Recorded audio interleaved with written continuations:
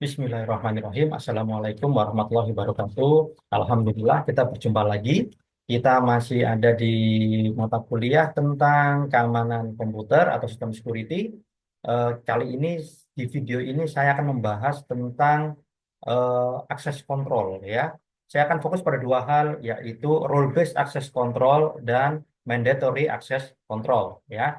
Oke, eh, semoga nggak perlu lama-lama ini videonya. Oke. Nah, jadi yang seperti yang sudah kita pelajari sebelumnya di materi kita bahwa terdapat beberapa macam akses kontrol, ya. Namun sebelumnya perlu saya sampaikan bahwa seluruh informasi yang ada di video ini ditujukan untuk tujuan pembelajaran dan tidak dibenarkan untuk digunakan hal-hal di luar perkuliahan ini, ya. Sehingga penggunaan informasi ini yang ada di video ini untuk hal-hal di luar perkuliahan adalah di luar tanggung jawab saya sebagai dosen dan akan menjadi tanggung jawab Anda sebagai pribadi. Begitu ya. Oke. Nah, akses kontrol udah kita pelajari sebelumnya ya. Intinya ada 4 macam akses kontrol dan pada video ini saya akan menunjukkan praktek dari dua hal ini saja karena dua hal ini yang paling banyak digunakan di prakteknya ya, yaitu mandatory access control dan rule based access control ya. Sekali lagi, mandatory access control itu adalah hak akses yang ditentukan oleh administrator, diberikan oleh administrator kepada user. User tidak bisa merubah, gitu ya. Jadi mandatory access control itu melekat di usernya. Sedangkan role based access control itu diberikan kepada peran atau jabatan di sistem. Jadi nanti ini nempelnya di role atau di perannya. Jadi misalnya nanti sebagai contoh saya akan menggunakan role-nya misalnya dosen dan mahasiswa. Nanti akses kontrolnya kita tempelkan di role-nya. Dosen boleh akses apa, mahasiswa boleh akses apa. Nah, itu di role-nya. Sedangkan mandatory access control ya itu akan kita tempelkan di usernya nanti. Ya, itu perbedaannya.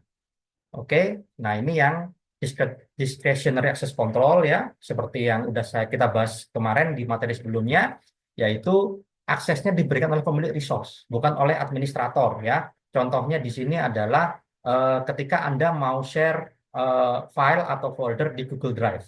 Anda menentukan kepada siapa Anda share dan bagaimana hak aksesnya. Ya, itu namanya discretionary access control ya.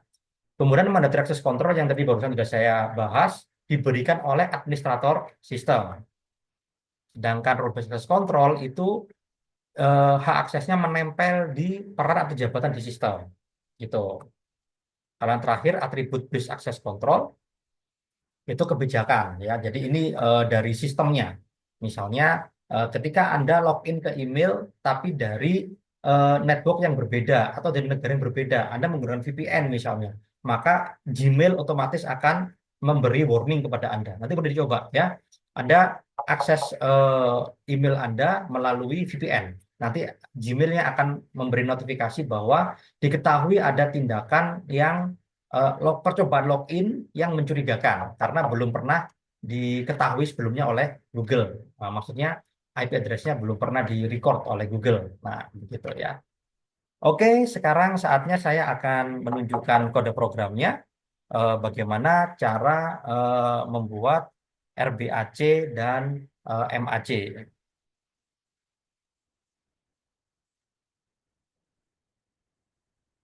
Oke, saya akan tunjukkan dulu prosesnya ya. Nah, ini yang RBAC. Saya login sebagai dosen ya dengan NIP ini dan passwordnya dan saya login. Ups, masuk ke dashboard dosen ya. Ada sedikit error, tidak masalah. Ini dashboard dosennya. Kemudian kalau yang ini mandatory-nya. Oke, ini saya masuk ke akun adminnya ya. Nah, di sini eh, tampil beberapa user ya, beberapa user. Kemudian di sini role-nya saya bisa ubah-ubah di sini. Nah, role based access control itu melekatnya di sini. Jadi semua ini yang role-nya mahasiswa, mereka semua hanya bisa mengakses apa namanya, mengakses halaman-halaman untuk mahasiswa. Sedangkan yang role-nya dosen di sini ya, ini ada dua dosen di sini. Nah, ini dia bisa mengakses halaman dosen. Sedangkan administrator, nah ini dia akan ditempelkan menggunakan MAC, Mandatory Access Control kepada usernya. Ya, oke, kode programnya seperti ini. Jadi ketika dia tadi login ya, dia dilihat user usernya apa, NIM dan passwordnya apa. Jika benar, maka akan mengambil session role ya. Mengambil session role, kita lihat di database-nya. Nah, ini ada role-nya dosen mahasiswa ini ya. Kemudian kalau dia role-nya mahasiswa akan dilempar ke halaman mahasiswa.php. Kalau dosen dia akan dilempar ke halaman dosen.php. Nah, kalau dia 9999, nah ini administrator ya. Ini dia akan dilempar ke halaman admin.php. Nah, yang membedakan adalah di halamannya. Di admin.php ya, dia dicek sesuai dengan usernya. Tapi kalau di mahasiswa yang dicek adalah role-nya. Nih, role-nya mahasiswa atau role-nya dosen. Seperti itu. Ya. Nah, jadi kesimpulannya adalah role based access control itu dia diberikan kepada role atau kepada grup user. Ya. Hak aksesnya didasarkan pada grup user tersebut. Jadi sehingga Anda enak kalau mau misalnya mengizinkan dosen mengakses halaman ini, mahasiswa mengakses halaman itu. Nah, itu enaknya pakai role based access control.